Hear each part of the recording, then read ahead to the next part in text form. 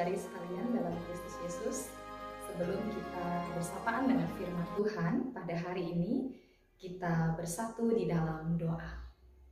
Kasih karunia bagi kamu sekalian dan damai sejahtera yang dari Allah dan dari Tuhan Yesus Kristus Tuhan kita. Amin. Saudara-saudari yang terkasih dalam Kristus Yesus, firman Tuhan yang menyapa kita di ibadah pertanyaan pada malam hari ini, itu yang terambil dari kitab Kidung Agung pasal 2 ayat 8 sampai dengan ayat 13. Saya baca untuk kita. Dengarlah kekasihku, lihatlah ia datang melompat-lompat di atas gunung-gunung, meloncat-loncat di atas bukit-bukit. Kekasihku serupa kijang atau anak rusa, lihatlah ia berdiri di balik dinding kita sambil menengok-nengok melalui tingkap-tingkap dan melihat dari kisi-kisi. Kekasihku mulai berbicara kepadaku, bangunlah manisku, jelitaku, marilah. Karena lihatlah, musim dingin telah lewat, hujan telah berhenti dan sudah lalu. Di ladang telah nampak bunga-bunga, tibalah musim memangkas, bunyi tekukur terdengar di tanah kita. Pohon ara mulai berbuah, dan bunga pohon anggur semerbak baunya. Bangunlah, manisku, jelitaku, marilah. Demikian firman Tuhan. Saudara-saudari yang terkasih dalam Kristus Yesus, berbicara tentang cinta, ini adalah sebuah kata yang mudah untuk kita ungkapkan, tetapi juga adalah kata yang terkadang sulit untuk kita terapkan. Sulit untuk kita terapkan mungkin karena satu dan berbagai-bagai hal lainnya. Kita mengetahui bahwa mencintai itu di dalamnya ada pengorbanan, ada kerelaan hati, juga ada ketulusan, ada sikap yang berusaha untuk melawan ego dari diri kita. Dan mencintai juga berarti tidak pernah mengabaikan dalam artian pengertian, tidak pernah perhitungan, tanpa pamrih, dan mencintai juga adalah sebuah kekuatan, dan kita masih banyak lagi bisa mengartikan apa itu mencintai. Bapak Ibu saudara-saudari yang terkasih dalam Kristus Yesus, mari kita lihat kekuatan cinta dari sebuah ilustrasi seorang ibu bersama dengan 3 orang anaknya. Mungkin ini ilustrasi yang sudah pernah kita dengar. Seorang ibu yang dia tinggal bersama dengan 3 orang anaknya, dia sudah janda. Lalu di satu hari si ibu sedang menulis surat, dan surat itu juga harus dia kirim pada hari itu juga. Lalu di saat yang bersamaan, ketika si ibu tadi menulis surat, anak-anaknya sedang bermandi hujan, sebab di luar hujan begitu sangat deras di luar rumah mereka. Lalu si ibu menulis surat dan anak-anak juga sembari dengan bersuka cita. Lalu sesekali anak yang pertama, anak yang kedua, juga anak yang ketiga melihat ibunya menulis surat lalu mengatakan, "Ibu, aku mencintaimu. Ibu, aku mengasihimu." Lalu mereka pergi lagi bermain-main dengan penuh rasa sukacita. Lalu ketika ibu sudah selesai menulis surat tadi, lalu dia menyuruh anak-anak untuk menyudahi mandi hujan mereka, bergegas untuk membersihkan tubuh mereka. Lalu ketika mereka sudah selesai mandi hujan, si ibu sudah menyiapkan surat yang harus dikirim, tapi hujan tak kunjung reda. Tak lama kemudian si ibu meminta tolong kepada anaknya yang sulung untuk mengirimkan surat itu ke kantor pos yang sebenarnya jaraknya tidak terlalu jauh dari rumah mereka.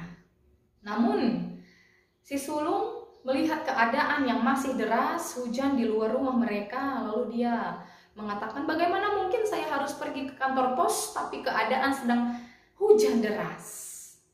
Lalu si ibu memberi pengertian bahwa si anak juga bisa menggunakan mantel hujan atau juga payung dan lain sebagainya untuk bisa sampai ke kantor pos dan mengirimkan surat tersebut. Tapi si sulung menolaknya. Lalu si ibu menawarkan kembali kepada anak yang kedua, dan jawabannya adalah sama. Di luar hujan deras, bagaimana mungkin saya harus pergi mengantar surat tersebut. Melihat percakapan si ibu dengan si sulung dan anak yang kedua, si bungsu akhirnya menawarkan dirinya sendiri secara spontan kepada ibunya, biarkan saya saja yang mengantar surat itu ke kantor pos. Saya akan menggunakan mantel, saya akan menggunakan payung agar surat itu tidak basah, dan saya pergi dan pulang dalam keadaan baik-baik saja. Bapak, Ibu, saudara-saudari yang terkasih dalam Kristus, kalau disampaikan pertanyaan kepada kita, siapa yang lebih mengasihi ibunya dari ketiga anak tersebut? Tentu kita menjawab anak yang bungsu, begitu ya. Dari gambaran ilustrasi tadi, sederhana bukan bagi kita untuk memaknai sebenarnya cinta itu apa? Kasih itu bagaimana bentuknya? Namun, pada kenyataannya sering menjadi sulit untuk kita lakukan. Bapak, Ibu, saudara-saudari yang terkasih dalam Kristus Yesus, mari kita lihat dalam diri Allah yang mencintai manusia, yang berkorban, mengosongkan dirinya, merendahkan dirinya menjadi hamba dalam diri Yesus, menjadi tebusan, menebus dosa-dosa manusia. Ini cinta, ini kasih yang Allah tunjukkan kepada manusia sebagai tebusannya. Kita bisa menyatakan bahwa cinta Tuhan itu luar biasa, cinta Tuhan itu tidak pamrih, cinta Tuhan itu rela berkorban, tulus, sebab Dia adalah Maha Kasih dan Dia itu sendiri adalah kasih. Saudara-saudari, kita dapat menyatakan bahwa kasih manusia terhadap sesamanya manusia adalah kasih yang terbatas. Kita masih sering melakukan kasih karena ada alasan-alasan tertentu, tapi tidak dengan cintanya Tuhan kepada kita manusia.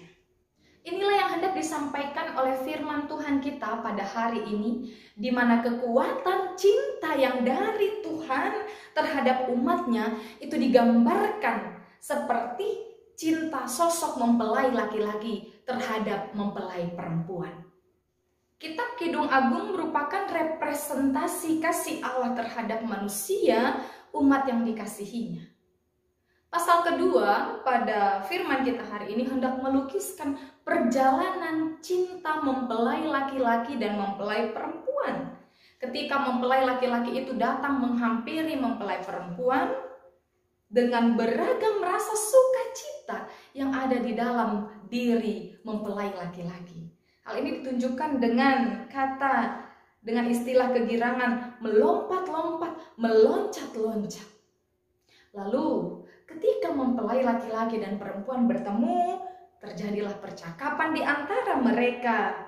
Mereka saling memuji, juga menikmati kebersamaan mereka dengan pesona alam yang begitu luar biasa yang menyejukkan hati mereka.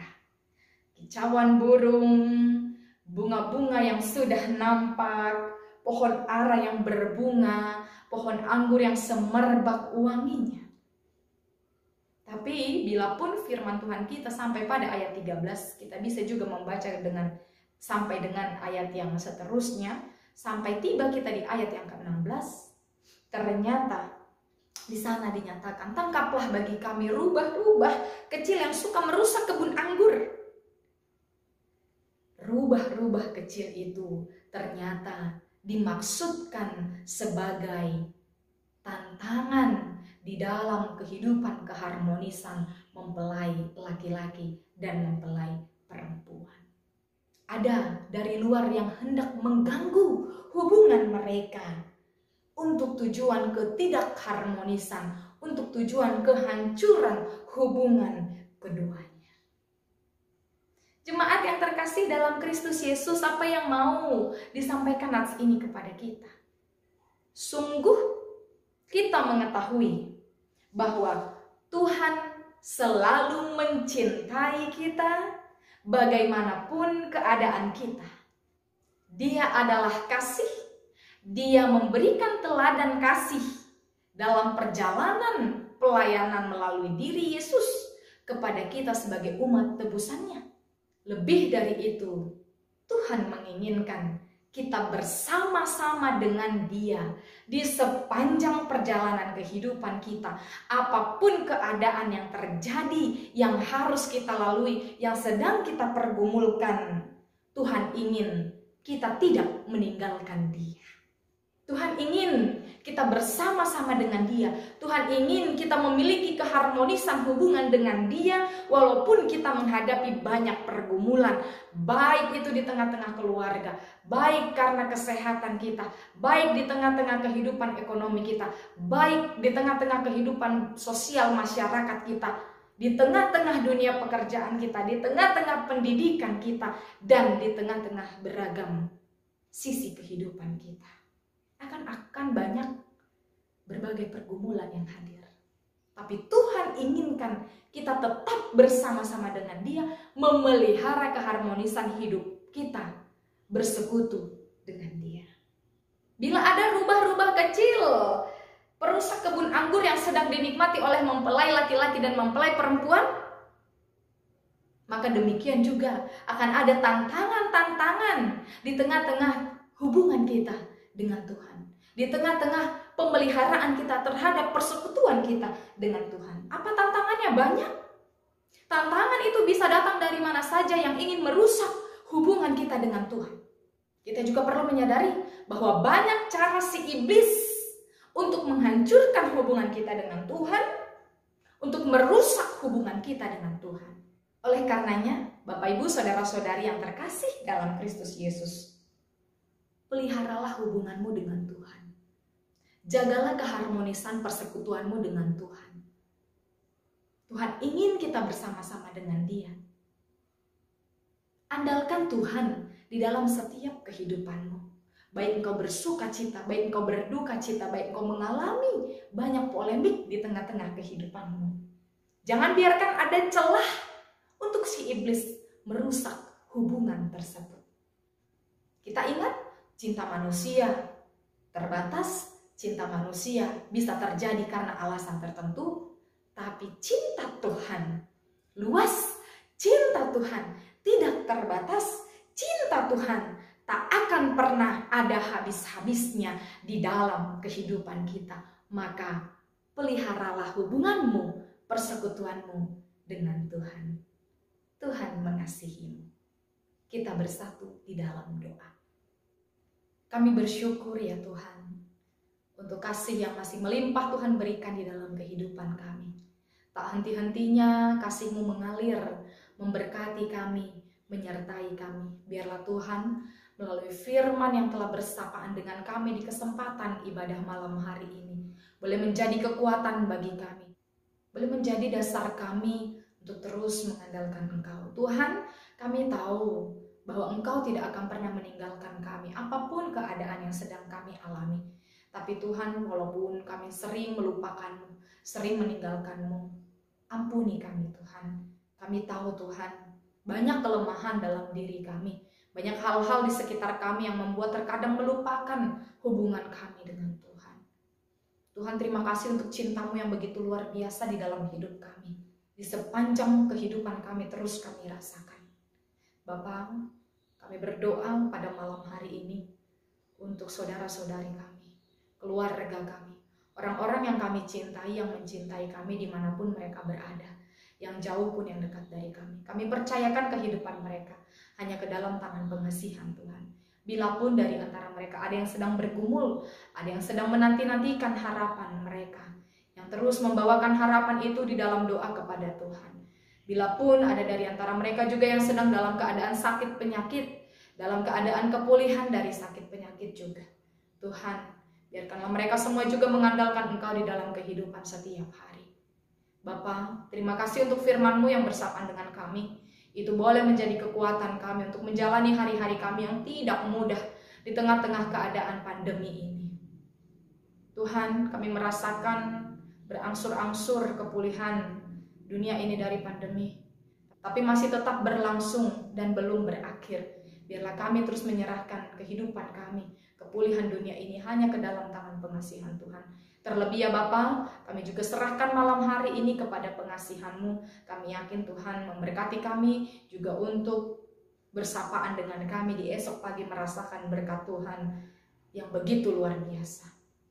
Terima kasih ya Allah, di dalam Kristus kami berdoa dan bersyukur. Amin.